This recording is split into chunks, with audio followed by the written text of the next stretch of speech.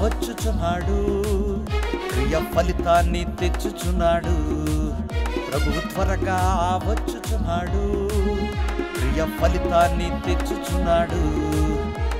ప్రభువు రాక కొరకు కనిపెట్టుచున్నావా, సిద్ధపాటు కలిగి ఎదురు చూచుచున్నావా? ప్రభువు రాక కొరకు కనిపెట్టుచున్నావా, సిద్ధపాటు కలిగి ఎదురు చూచుచున్నావా? పరిశుద్ధముగా నిర్దోషముగా సత్క్రియలను పూర్తి చేసి సిద్ధముగా ఉన్నావా? పరిశుద్ధముగా నిర్దోషముగా సత్క్రియలను పూర్తి చేసి సిద్ధముగా ఉన్నావా? ప్రభువు త్వరగా వచ్చుచున్నాడు, క్రియ ఫలితాన్ని తెచ్చుచున్నాడు. ప్రభువు త్వరగా వచ్చుచున్నాడు, క్రియ ఫలితాన్ని తెచ్చుచున్నాడు.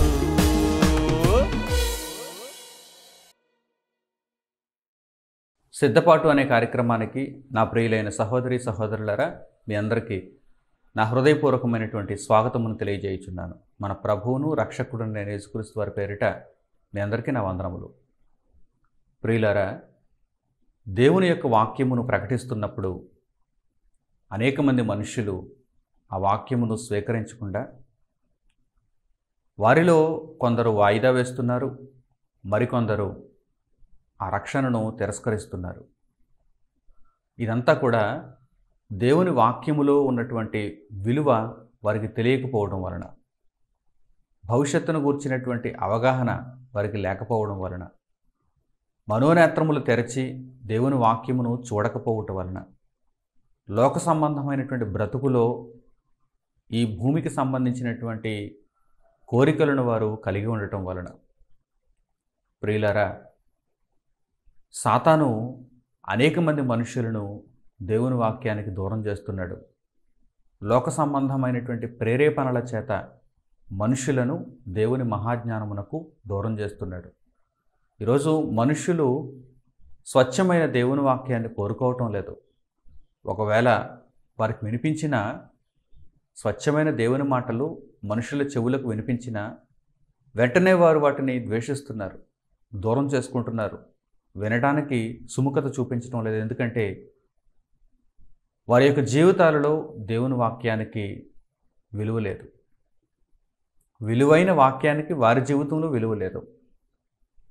ఈ విషయాన్ని దేవుని గ్రంథంలో దేవుడు కూడా తెలియజేశాడు. ముందుగానే ఆయన వ్రాయించాడు. మనుషులు ఇలాగే ఉంటారని ఆయన చూపిస్తున్నాడు. అపొస్తలుడైన పౌలు గారు దేవుని వాక్యాన్ని ప్రకటిస్తున్నారు. ఏథెన్సు ప్రాంతంలో దేవుని వాక్యాన్ని ఆయన ప్రకటిస్తున్నారు. ఆయన విశేషమైనటువంటి సంగతులను వారికి నేర్పిస్తున్నప్పుడు, బోధిస్తున్నప్పుడు, మాట్లాడుతున్నప్పుడు ఆ మాటలు వింటున్న వారిలో కొందరు ఎలా ఉన్నారో తెలుసా? అపహాస్యం చేస్తున్నారు. మరోసారి వింటాంలే, ఈ మాటలే కదా, మరోసారి వింటాంలే అంటున్నారు. అంటే వాయిదా వేస్తున్నారు. ఏ సంగతులు ఇంతకీ? పౌలు గారు ప్రస్తావిస్తున్న సంగతులు ఏ సంగతులు? భూ సంబంధమైన సంగతుల, తాత్కాలికమైన ప్రయోజనాన్ని శరీరానికి ఇచ్చేటువంటి సంగతుల? లేదు, ఆత్మను నిత్యత్వానికి నడిపించే సంగతులు. వారే చెబుతున్నారు ఆ మాట కూడా వినని వారే చెబుతున్నారు. నీవు ఆత్మ సంబంధమైన సంగతులు చెబుతున్నావు కనుక, నీవు పునరుత్థానానికి సంబంధించిన సంగతులు చెబుతున్నావు కనుక, ఈ సంగతులను గూర్చి వినటానికి ఇప్పుడు మాకు సమయం లేదు, మాకు ఇష్టం లేదు, మరోసారి వింటాంలే అని దేవుని మాటలను పౌలు గారు చెబుతున్నప్పుడు వారు అపహాస్యం చేస్తున్నట్టుగా పరిశుద్ధ గ్రంథంలో మనకు కనిపిస్తుంది. నేటి కాలంలో కూడా అనేక మంది మనుషులు ఇలాగే ఉన్నారు. భూ సంబంధమైన వాటిని, లోకములో జానెడు పొట్టను పోషించుకోవటానికి ఏవైనా ఉపయోగకరమైనటువంటి సంగతులను ప్రకటిస్తే చెవి కోసుకొని వింటున్నారు, పైకొని చెల్లించి వింటున్నారు. అవి వారిని నష్టపరిచే సంగతులైనా సరే ఎదురు పైకి ఇచ్చి ఆ సంగతులను వినటానికి, సంతోషించటానికి వారు ఆలోచన చేస్తున్నారు. అయితే ఉచితముగా దేవుని మాటలు మహారక్షణగా మనుషులకు ప్రకటింపబడుతున్నప్పుడు అనేక మంది ఆ మాటలను వినటం లేదు. బహు తక్కువ మంది మాత్రమే ఆ మాటలలో ఉన్న విలువను తెలుసుకొని వాటిని వింటూ వాటి ప్రకారం నడుచుకుంటున్నారు. ఏంటి దుస్థితి? కేవలం మనుషులకు దేవుని మాటలలో ఉన్న విలువ తెలియకపోవటం వలనే ఇదిగో ఈ ప్రమాదకరమైన పరిస్థితులు ప్రపంచంలో ఉన్నవని నిస్సందేహంగా చెప్పవచ్చు. విలువ తెలిసినప్పుడు ఎవ్వరూ కూడా ఆ విలువను కోల్పోవటానికి ఇష్టపడరు. విలువ తెలియకపోవటం వలన దేవుని మాటలను వారు దూరం చేసుకుంటున్నారు. వారి జీవితాలలో దేవుడు అనుగ్రహించినటువంటి విలువైన కాలాన్ని వారు నిష్ప్రయోజనం చేసుకుంటున్నారు. దీనివలన చాలా భయంకరమైనటువంటి కీడు భవిష్యత్తులో వారు అనుభవిస్తారు. ఎందుకంటే ఇప్పుడు దేవుని వాక్యమును వారు పట్టించుకోవటం లేదు. వారికి దేవుడిచ్చిన సమయంలో దేవుని కొరకు వారు బ్రతకటం లేదు. దేవుని పిలుపును వారు అందుకోవటం లేదు. దేవునిని వారు పైగా అపహాస్యం చేస్తున్నారు. కనుక వీటన్నిటికీ తగిన మూల్యం భవిష్యత్తులో ఆత్మగా చెల్లించుకోవాల్సి వస్తుంది. అది ప్రమాదకరమైనటువంటి పరిస్థితి. నా ప్రియులైన సహోదరి సహోదరులారా, దేవుడు ఈ విషయమై మానవులను హెచ్చరిస్తున్నాడు. దేవుడు హెచ్చరిస్తున్నాడు. మీరు విని మార్పు నొందండి. మీరు దేవుని కొరకు బ్రతకండి. దేవుడు మీకు ఇచ్చిన కాలంలో తప్పనిసరిగా దేవుని కొరకు బ్రతకవలసిన వారుగా ఉన్నారు తప్ప ఏదో మరోసారి ఈ మాటలను మరోసారి వింటాము, తీరికైనప్పుడు వింటాము, మాకు కష్టం వచ్చినప్పుడు వింటాము, ఇలాంటి మాటలు చెప్పకండి అని దేవుడు హెచ్చరిస్తున్నాడు. ఒకసారి పరిశుద్ధ గ్రంథంలో ఆ సందర్భాన్ని మనం చూద్దాం. అపొస్తలుల కార్యములు 17వ అధ్యాయము 32వ వచనం నుంచి. లేని మాటలు మీకు చెప్పలేదు. చరిత్రలో జరిగినటువంటి ఈ సందర్భాన్ని ఒక్కసారి మనం చూస్తే వారి మాటలను దేవుడు పరిశుద్ధ గ్రంథంలోనే పొందుపరిచాడు. వారి యొక్క ఆలోచనలను దేవుడు పరిశుద్ధ గ్రంథంలోనే పొందుపరిచాడు. ఎందుకంటే అనేక కాలాలలో అనేక మంది మనుషులు ఇటువంటి ప్రవర్తన కలిగి ఉంటారు కనుక కనీసం ఆ మాటలు చదివినప్పుడైనా వారికి బుద్ధి రావాలని దేవుడు కోరుకుంటున్నాడు. ఆ మాటలను దేవుడు పొందుపరిచాడు. అపొస్తలుల కార్యములు 17వ అధ్యాయము 32వ వచనం నుంచి పరిశుద్ధ గ్రంథంలో ఈ మాటలను మీరు చూడండి. అపొస్తలుల కార్యములు 17వ అధ్యాయము 32వ వచనం నుంచి.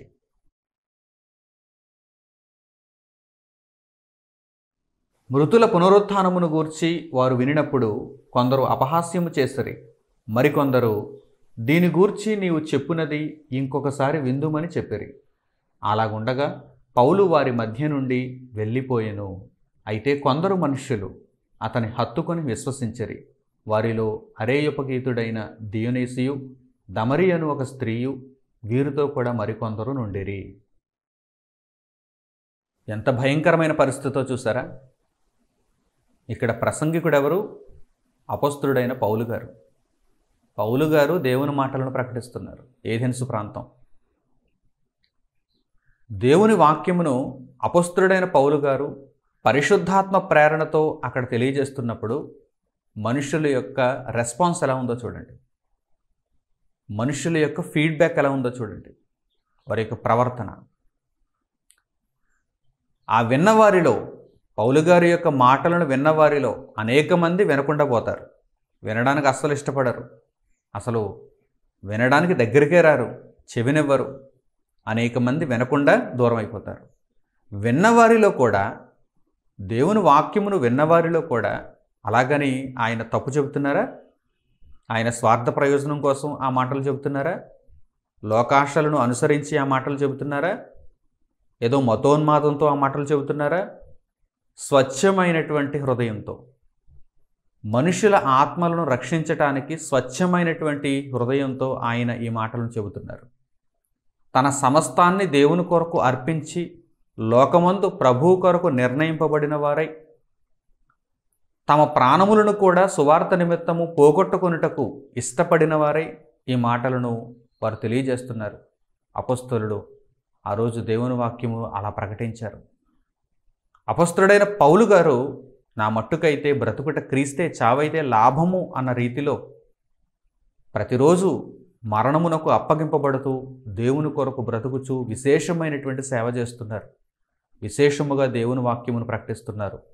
అంత గొప్ప దైవజనుడు దేవుని మాటలను స్వచ్ఛమైనవిగా ప్రకటిస్తున్నప్పుడు మనుష్యులు ఎలా ఉన్నారో చూడండి, వారి రెస్పాన్స్ ఎలా ఉందో చూడండి, విన్నవారి యొక్క రెస్పాన్స్ ఎలా ఉందో చూడండి.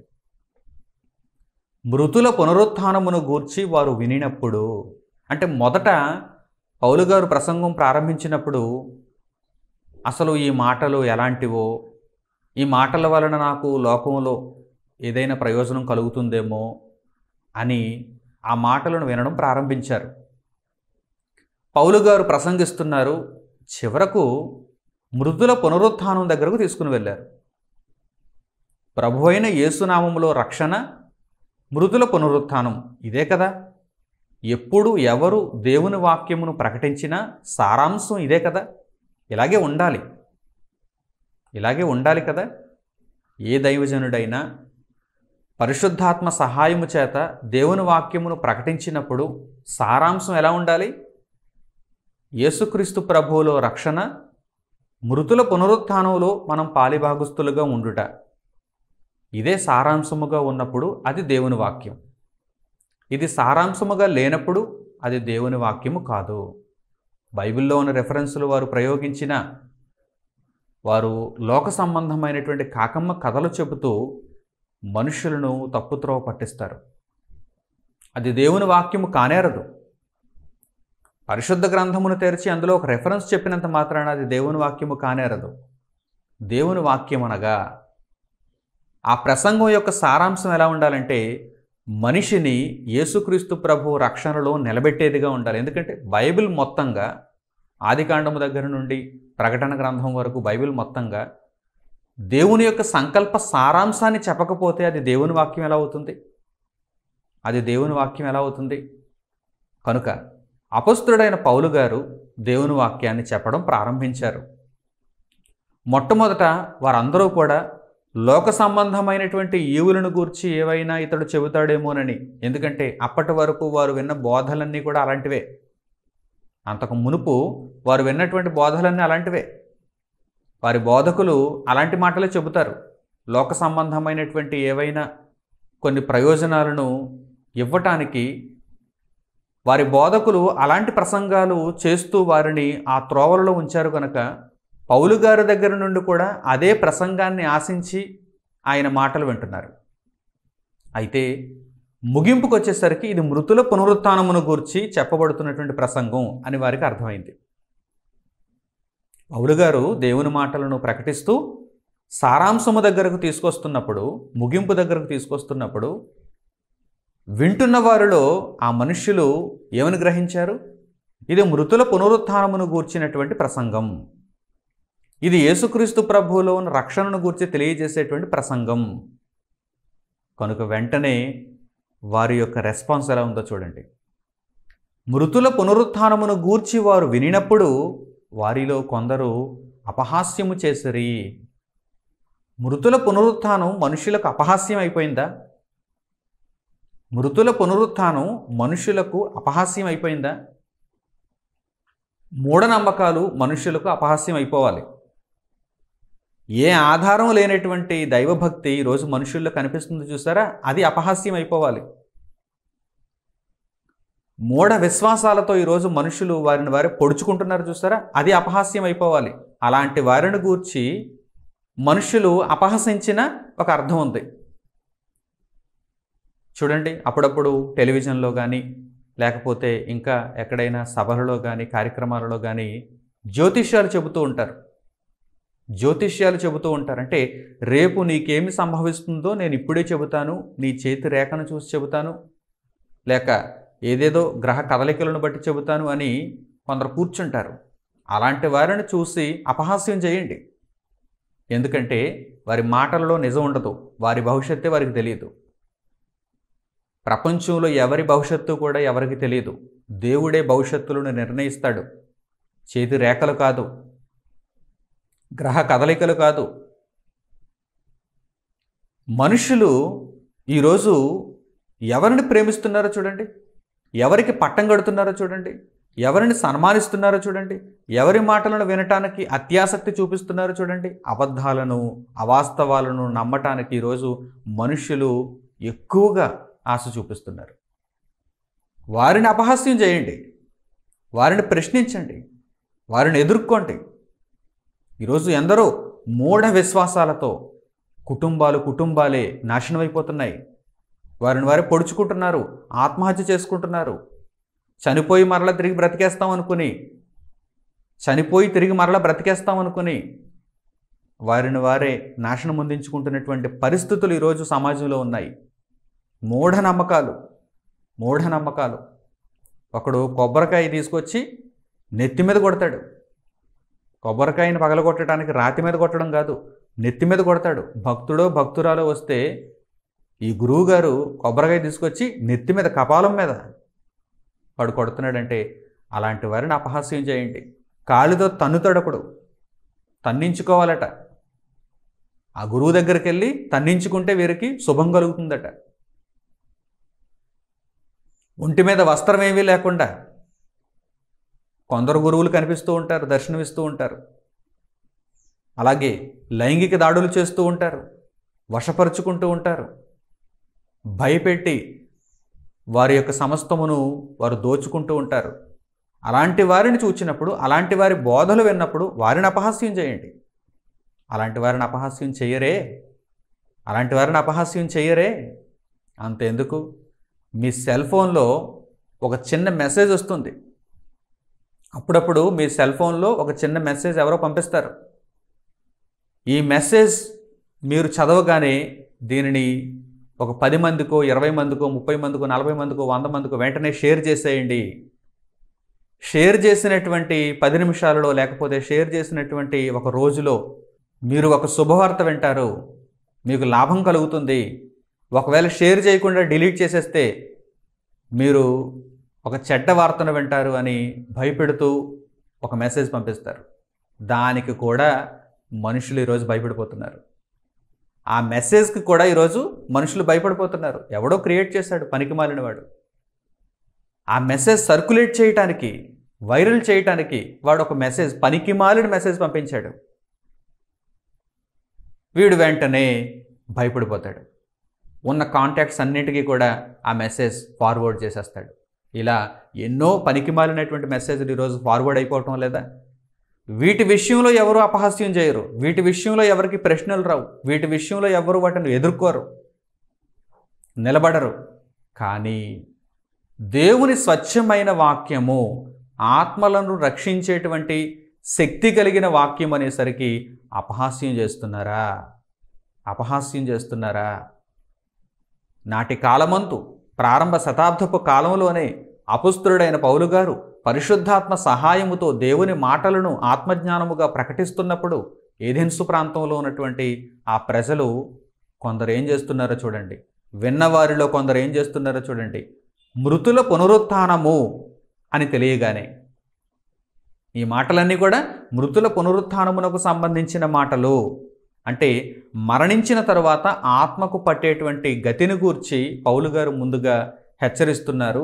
ఆ గతి పట్టకుండా ఆత్మ నిత్యత్వంలో ప్రవేశించాలంటే క్రీస్తు ప్రభువులో రక్షణనుంది, పాపక్షమాపణనుంది, మారు మనస్సునుంది, దేవుని కొరకు బ్రతకాలని తెలియజేస్తున్నారు. కనుక ఈ మాటలను విన్నప్పుడు కొందరు అపహాస్యము చేస్తారు, కొందరేమో అపహాస్యం చేశారు, వెళ్ళిపోతున్నారు. మరికొందరు ఏమంటున్నారు చూడండి, నీవు దీని గూర్చి చెప్పినది మేము ఇంకొకసారి విందుమంటున్నారు. ఇప్పుడేమైంది? ఇప్పుడేంటి బిజీ? అంటే పౌలు గారు చెప్పేది జానుడి పొట్టను పోషించుకోవడానికేమో అనుకున్నారు. ప్రకృతి సంబంధమైన, లోక సంబంధమైనటువంటి మాటలేమో అనుకొని మొదటి నుండి వినడం ప్రారంభించారు.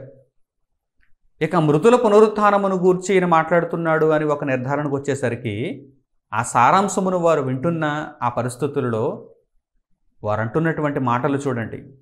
నీవు ఇప్పుడు చెబుతున్నటువంటి ఈ మాటలను వినటానికి మేము మరోసారి నీకు అపాయింట్మెంట్ ఇస్తాంలే అంటున్నారు. అంత దౌర్భాగ్యపు పరిస్థితులలో ఆ రోజు ఆ మనుషులు ఉన్నారు. అయితే కొందరున్నారు, అందరూ పోలేదు. ఎక్కువ మంది దేవుని వాక్యానికి దూరం అయిపోయినా కొందరైనా సరే తప్పింపబడతారు, రక్షింపబడతారు.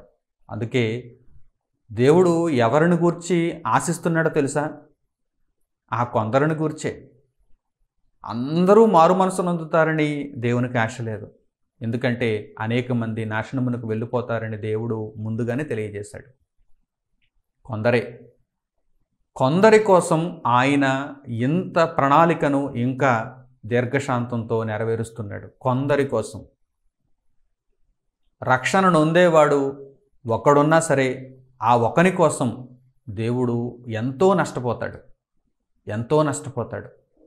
కోటాను కోట్ల మంది పాడైపోతున్నా, దేవునికి దూరంగా వెళ్ళిపోతున్నా, నాశనమైపోతున్నా, అందులో ఒకడైనా సరే దేవుని కొరకు బ్రతికేవాడు ఉంటే, దేవుని మాటలను విన్నప్పుడు ఒకడైనా మారు మనసు నొందేవాడు ఉంటే, అట్టి వానిని గూర్చి దేవునికి ఎంతో సంతోషం కలుగుతుంది. మారు మనసు నొందే ఒక్క పాపి విషయమై దేవునికి ఎంతో సంతోషం కలుగుతుంది. దేవుని మనస్సు అది. దేవునికి అట్టి మనస్సు ఉండుటను బట్టి ఇదిగో ఈరోజు ప్రకృతి కూడా ఇంకా మనుగడను కొనసాగిస్తోంది. దేవుని దీర్ఘశాంతం ఇంకా కనిపిస్తోంది. మనం ఇంకా బ్రతికి ఉన్నామంటే దానికి కారణం అదే. కొందరైనా సరే దేవుని రక్షణలోనికి అడుగు పెడతారని దేవుడు ఆశిస్తున్నాడు. ఆ కొందరి కోసం ఇంకా ఆయన ఈ ప్రణాళికను నెరవేరుస్తున్నాడు, కొనసాగిస్తున్నాడు, తన సంకల్పాన్ని జరిగిస్తున్నాడు. ఆ కొందరు అక్కడ కనిపిస్తున్నారు. చివరిగా కొందరు కనిపిస్తున్నారు. వారు అపొస్తలుడైన పౌలు గారు చెప్పినటువంటి వాక్యాన్ని విశ్వసించారు. ఆయనను హత్తుకొని ఆయనను విశ్వసించి ఆ మాటల ప్రకారం బ్రతకటానికి నిర్ణయించుకున్నారు. మృతుల పునరుత్థానం అనగానే కొందరు ఆ మాటలను హత్తుకొని విశ్వసిస్తున్నారు. అనేక మంది వాటికి దూరమైపోతున్నారు. ఆ మాటలను అపహసిస్తున్నారు. ఆ మాటలు మరోసారి వింటాంలే అంటున్నారు. ప్రియులారా, అంత తీసిపోయినది కాదు దేవుని రక్షణ, అంత విలువలేనిది కాదు దేవుని మాట. చాలా విలువైనది. ప్రపంచములను సృష్టించినటువంటి దేవుని మాట విలువలేనిది కాదు, అపహాస్యము చేయదగినది కాదు. కానీ మనుషులు ఇలా ఎందుకు ప్రవర్తిస్తున్నారు?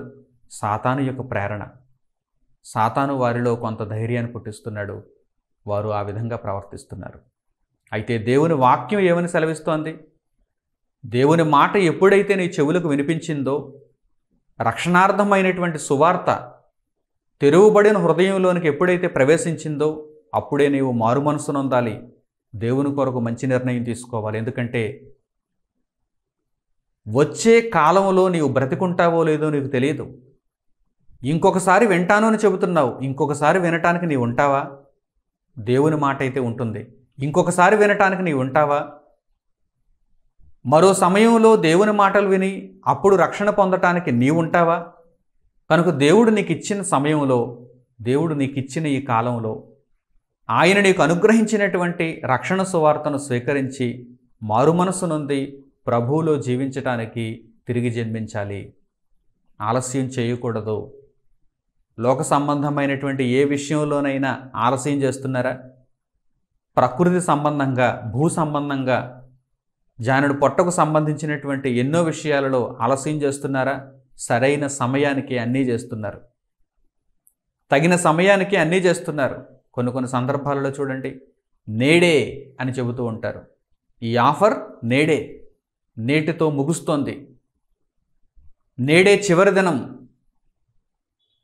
ఈ యొక్క ఉద్యోగానికి మీరు దరఖాస్తు చేయటానికి నేడే చివరి రోజు, ఈ పరీక్షకు మీరు అప్లై చేయటానికి ఇదిగో నేడే చివరి రోజు, నేడే ఈ అవకాశం అన్నప్పుడు ప్రజలందరూ లోక సంబంధమైనటువంటి విషయాలలో ఎలా ఉంటారు చెప్పండి? ఉరుకులు పరుగులు, అన్ని పనులు పక్కనెట్టేస్తారు. ఎందుకంటే ఈ రోజేనంట లాస్ట్ డేట్, ఈ రోజేనంట చివరి సమయం, ఈరోజు నేను ఆ అవకాశాన్ని అందిపుచ్చుకోకపోతే నేను చాలా కోల్పోతానని భయపడి బేజారి వారికి ఉన్నటువంటి మిగిలిన పనులన్నిటినీ కూడా ప్రక్కన పెట్టి లేక వాయిదా వేసుకుని ఇదిగో ఈ పనిని చేయటానికి ముందుకు వెళ్ళిపోతారు కదా. ఆ రోజు వర్షమైనా సరే గొడుగు పట్టుకుని వెళ్ళిపోతారు. ఆ రోజు ఆరోగ్యం సహకరించకపోయినా సరే ఉరుకులు పరుగుల మీద వెళ్ళిపోతూ ఉంటారు.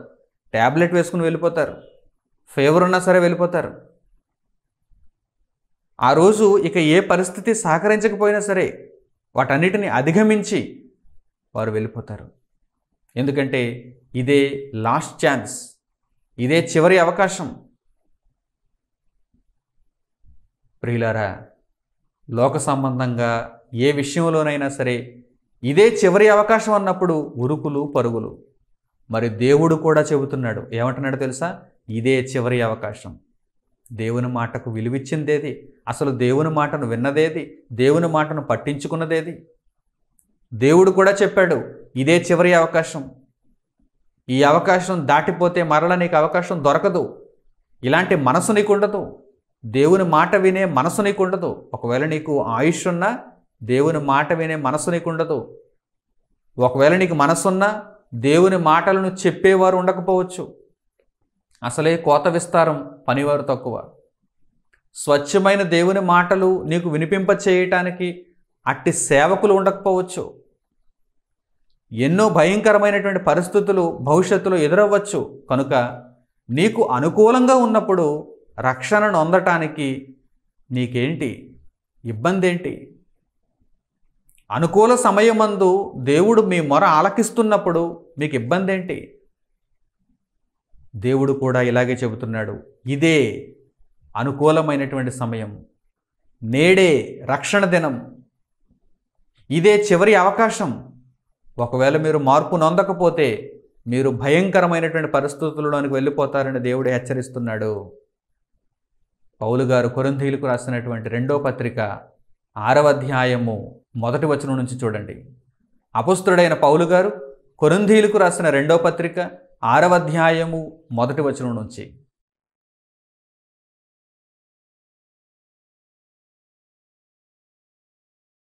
కాగా మేమాయన తోడి పనివారమై మీరు పొందిన దేవుని కృపను వ్యర్థము చేసుకొనవద్దని మిమ్మును వేడుకొనుచున్నాము. అనుకూల సమయమందు నీ మొరను ఆలకించితిని, రక్షణ దినమందు నిన్ను ఆదుకొంటిని అని ఆయన చెప్పుచున్నాడు కదా. ఇదిగో ఇప్పుడే మిక్కిలి అనుకూలమైన సమయము, ఇదిగో ఇదే రక్షణ దినము. పౌలు గారు ఇక్కడ ఏమని హెచ్చరిస్తున్నారు? మీరు పొందిన దేవుని కృపను వ్యర్థం చేసుకోవద్దు, దేవుని రక్షణను నిర్లక్ష్యం చేయవద్దు. అన్ని అవయవాలు సరిగ్గా ఉన్నాయి కదా, దేవుడు మీకు ఇచ్చిన బ్రతుకులో చక్కగా జీవిస్తున్నారు కదా. ఇప్పుడే దేవుని కోసం బ్రతకండి, ఇప్పుడే దేవుని కోసం బ్రతకండి.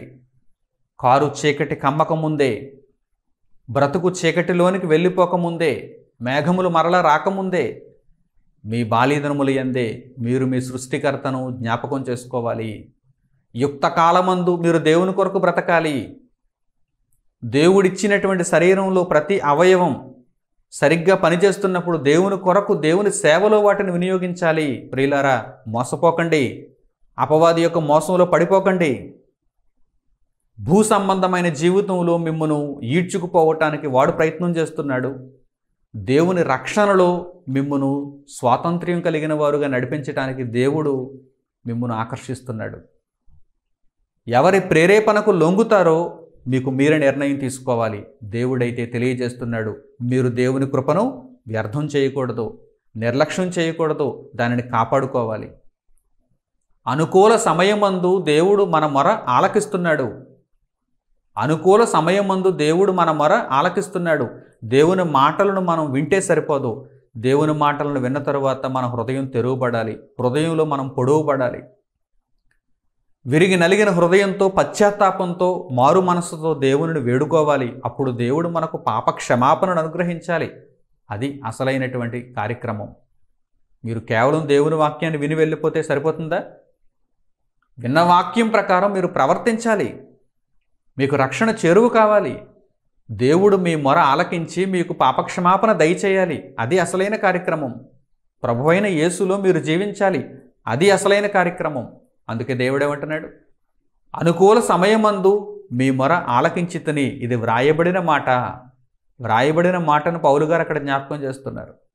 అనుకూల సమయమందు నీ మొర ఆలకించితిని, రక్షణ దినమందు నిన్ను ఆదుకొంటిని. ఇది వ్రాయబడిన మాట. ఎక్కడ వ్రాయబడిన మాట?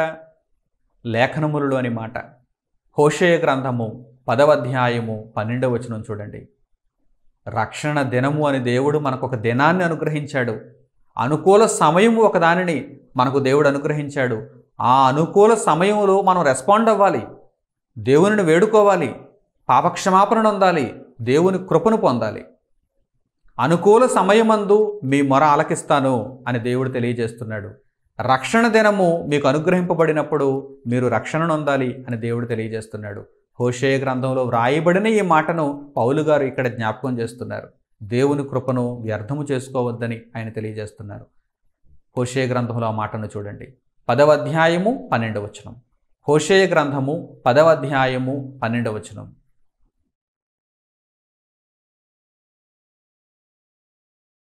నీతి ఫలించినట్లు మీరు విత్తనము వేయుడి, ప్రేమయను కోత మీరు కోయుడి. యెహోవాను వెదకుటకు ఇదే సమయము గనుక ఆయన ప్రత్యక్షమై మీ మీద నీతి వర్షము కురిపించినట్లు ఇది వరకెన్నడూను దున్నని బీడు భూమి దున్నుడి. యెహోవాను వెదకుటకు ఇదే సమయం. ప్రవక్త తెలియజేస్తున్నాడు. ఎప్పుడైతే దేవుని మాట మీ చెవులకు వినిపిస్తుందో, సత్య సువార్త, స్వచ్ఛమైన సువార్త మీ చెవులకు వినిపిస్తుందో, మీ హృదయములలోనికి వెళ్ళటానికి ప్రయత్నం చేస్తోందో, అదే దేవుడు మీకు ఇచ్చినటువంటి అనుకూలమైన సమయం. యెహోవాను వెదకుటకు ఇదే అనుకూలమైన సమయం, ఇదే మంచి సమయం. అప్పుడు మీరేం చేయాలి? ఇది వరకెన్నడను దున్నని ఆ బీడు భూమిని దున్నుడి, మీ హృదయమును దున్నుడి. ఒక్కసారి ఆలోచించండి, పరిశీలించండి. పశ్చాత్తాపం మీలో కలుగుతుంది. పాపపు జీవితం ఒక్కసారి మీరు ఆలోచన చేసుకుంటే, గత జీవితంలో మీరు బ్రతికినటువంటి తీరును, విధానాన్ని ఒక్కసారి మీరు మీ ఆలోచనలోనికి తెచ్చుకుంటే మీరు నిజంగా పశ్చాత్తాపపడతారు. మీరు నిజంగా ప్రభువైన యేసులో ఉన్న రక్షణను స్వీకరిస్తారు. ఇది వరకెన్నడూను దున్నని బీడు భూమిని దున్నుడి.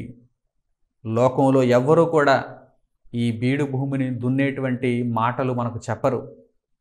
లోక సంబంధమైన బ్రతుకులో, నిద్రావస్థలో, మరణఛాయిలో మనలను ఉంచటానికి లోకం ప్రయత్నం చేస్తుంది. లోకంలో ఎవరైనా ఈ మాటలు చెబుతారా? కానీ దేవుని వాక్యమే ఈ సంగతులను తెలియజేస్తుంది. ఇది వరకు ఎన్నడూను దున్నని బీడు భూమిని దున్నుడి, నీతి ఫలించినట్లు విత్తనము వేయుడి, ప్రేమయను ఫలం మీరు కోస్తారు. నీతి ఫలించినట్లు విత్తనము వేయుడి. నీతి వర్షం దేవుడు కురిపింప చేయటానికి సిద్ధంగా ఉన్నాడు. ఆ బీడు భూమిని దున్నండి. ఒక పోలికలో చెబుతున్నాడు దేవుడు. ఒక రైతు భూమిని దున్ని విత్తనం వేసి వర్షం కోసం అతడు ఎదురు చూచి, వర్షం పడిన తర్వాత, అది మొలకెత్తిన తర్వాత దాని నుండి ఫలమును ఎలాగైతే ఆశిస్తాడో, మీరు కూడా ఇదిగో ఇదే మిక్కిలి అనుకూలమైన సమయము. మీ హృదయం అనే ఆ బీడు భూమిని దున్నండి. నీతి వాక్యమును మీరు ఒక విత్తనంగా నాటండి. నీతి వర్షం కురుస్తుంది. ప్రేమయను పంట మీరు కోస్తారు. ప్రేమయను పంట మీరు కోస్తారు. యేసుక్రీస్తు ప్రభువులో నిజమైన ప్రేమను, పరిపూర్ణమైన ప్రేమను మీరు తెలుసుకుంటారు. సహోదరులను బ్రతికించుట కొరకు మీ జీవితాన్ని ప్రభువులో మీరు ధారపోస్తారు. ప్రియులైన నా స్నేహితులారా, ఆలోచన చేయండి. దేవుడు మీకు ఇచ్చిన సమయాన్ని నిర్లక్ష్యం చేయవద్దు, అపహాస్యం చేయవద్దు, మరోసారి వింటాములే అని వాయిదా వేయవద్దు. ప్రియులైన నా సహోదరి సహోదరులారా, దేవుడు మీకు ఇచ్చిన సమయం మిక్కిలి అనుకూలమైన సమయం. మీ మొర దేవుడు ఆలకించే సమయం కనుక ఆ సమయమందు తప్పనిసరిగా పశ్చాత్తాపపడి దేవునిని రక్షణ వేడుకోండి. ఆయన అనుగ్రహించే ప్రభువైన యేసుక్రీస్తులోని రక్షణను వేడుకోండి. ఆయన మీకు తప్పక దయచేస్తాడు. మీరు ప్రేమ అనేటువంటి ఫలమును కోస్తారు. అంత గొప్ప జీవితంలోనికి ఈ మాటలు విన్న ప్రతి ఒక్కరూ రావాలని హృదయపూర్వకంగా నేను కోరుకుంటున్నాను, నేను హెచ్చరించుకుంటూ ఈ దేవుని వాక్యమును ఇంతటితో ముగిస్తున్నాను. తండ్రి అయిన దేవునికి ప్రార్థనలు ఏకీభవించండి. మహోన్నతుడును మహాప్రేమామయుడునైన మా కన్న తండ్రి, మీరు దయచేసిన ఈ స్వచ్ఛమైన సంగతుల కొరకు మా హృదయపూర్వకమైన కృతజ్ఞతాస్తుతులు మీకు చెల్లిస్తున్నాము తండ్రి. నాయన, మీ మాటలను విన్న తరువాత ఆ మాటల ప్రకారం ప్రవర్తించే భాగ్యము మాకు దయచేయండి. మీరు అనుగ్రహించే రక్షణ పొందకపోతే మా జీవితంలో సర్వం మేము కోల్పోయినట్టే. నాయనాటి పరిస్థితుల్లో మేము ఉండకుండా లోకమందు అన్నింటికంటే శ్రేష్టమైన మీ రక్షణను మా స్వంతం చేసుకొనగలుగుటకు, ఇదివరకు ఎన్నడూనూ దున్నని ఈ బూడి భూమిని దున్ని నీతి ఫలించినట్లుగా విత్తనము వేసి నీతి వర్షము మీరు కురిపించినప్పుడు అది ఫలించి ప్రేమ అనే మంచి పంటను కోయగలిగే భాగ్యం మాకు దయచేయండి.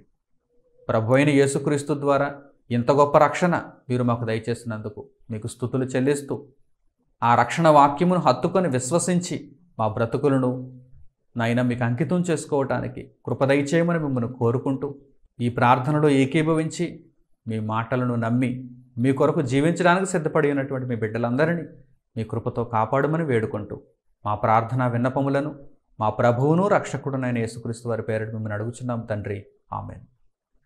మన తండ్రి అయిన దేవుని ప్రేమ, మన రక్షకుడైన యేసుక్రీస్తు వారి కృప, పరిశుద్ధాత్ముని అన్యోన్య సహవాసం మనందరికీ సదాకాలం తోడే నడిపించునుగాక. ఆమేన్. అందరికి వందనములు. సెలవు.